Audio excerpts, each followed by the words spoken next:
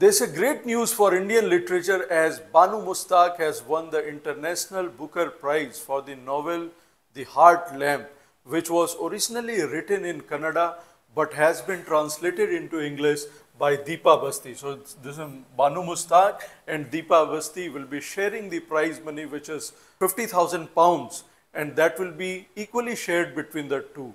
This is the first Kannada literary work that will be winning this prestigious prize, the International Booker Prize for the year 2025.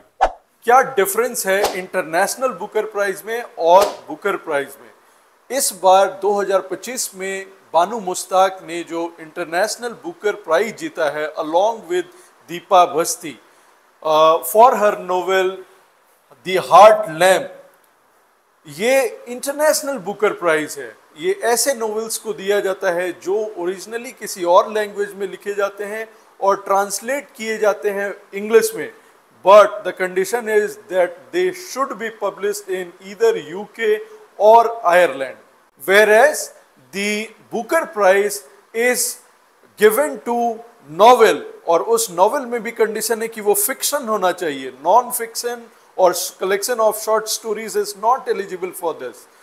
ऐसे novel जो originally English में लिखे गए हैं और वो फिक्शन है and have been published in UK और the Ireland qualify to be awarded this Booker prize. So इन दोनों में डिफरेंस यही है कि इंटरनेशनल बुकर प्राइज किसी और लैंग्वेज में लिखे हुए नॉवेल को जिसको ट्रांसलेट किया गया है इंग्लिश में और प्रिंट किया गया है यूके या आयरलैंड में, उसको मिलता है, वेयर एज बुकर प्राइज जो ओरिजिनली लिखा हुआ है इंग्लिश में, कहीं से भी लिखा गया हो but has been published in UK और Ireland, is given the Booker prize.